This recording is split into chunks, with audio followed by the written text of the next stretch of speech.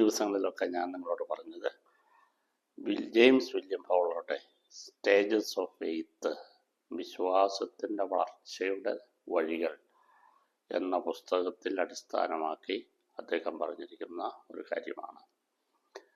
വിശ്വാസം എന്നൊരു വളർച്ചയാണ്. ചെറുപ്പം മുതലേ നമ്മൾ വളരുന്നു, അതനുസരിച്ച് വിശ്വാസത്തിലും വളരുന്നു.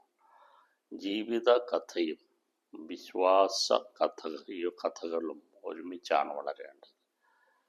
Stories of life and stories of faith. അത് വളരെ ശരിയാണ്. നമുക്ക് ദൈവം തരുന്ന കൃപയാണ്, ദാനമായിട്ട് കിട്ടിയതാണ് വിശ്വാസം. അപ്പം അതിൻ്റെ 3 തലങ്ങൾ, വളർച്ചയുടെ തലങ്ങൾ മാനുഷികമായിട്ടുള്ള തലത്തിലാണ് അദ്ദേഹം പറയുക. സെൻറ്റേഴ്സ് ഓഫ് പവർ നമ്മളതിനെക്കുറിച്ച് കേട്ടു. പിന്നെ ഉള്ളത് മാസ്റ്റർ സ്റ്റോറി, പ്രധാന കഥ നമ്മൾ ഉണ്ടാകണം. ഉപകഥകളും തേടി പലപ്പോഴും നമ്മുടെ ജീവിതം പല വഴിക്ക് പോകാറുണ്ട്. സബ്പ്ലോട്ടുകളുടെ പിന്നാലെ നമ്മൾ പോകുമ്പോൾ മെയിൻ സ്റ്റോറി, പ്രധാന കഥ നമ്മൾ മറന്നു പോകും. അതാണ് പലപ്പോഴും ജീവിതത്തിന് വരുന്ന തകർച്ച. അപ്പം 3-ാമത്തെ കാര്യം അദ്ദേഹം പറയുക വാല്യൂ സിസ്റ്റമാണ്.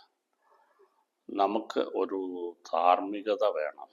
ധാർമ്മിക മൂല്യങ്ങളിൽ ഉറച്ചു വിശ്വസിക്കുന്ന ഒരു ജീവിത രീതി നമ്മൾ വളർത്തിയെടുക്കണം.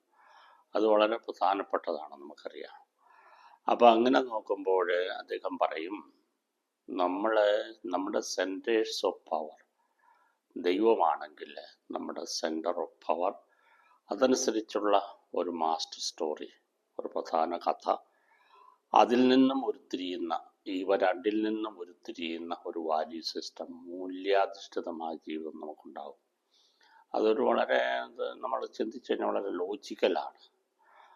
കാര്യകാരണ സഹിതം അത് അദ്ദേഹം സമർത്ഥിക്കുകയാണ്.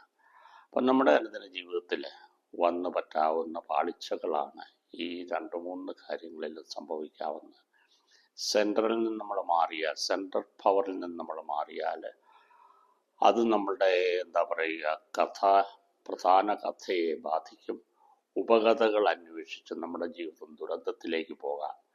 പലപ്പോഴും അങ്ങനെയാണ് വരുന്നത്. പണത്തിൻ്റെ പിന്നാലെ, സന്തോഷങ്ങളുടെയും ആർഭാടങ്ങളുടെയും പിന്നാലെ, അടിച്ചുപൊളി ജീവിതത്തിൻ്റെ പിന്നാലെ, ധാർമ്മികത ഇല്ലായ്മയുടെ വഴിക്ക് നമ്മൾ സഞ്ചരിക്കുന്നത് അങ്ങനെയാണ് എന്ന് അദ്ദേഹം പറയും.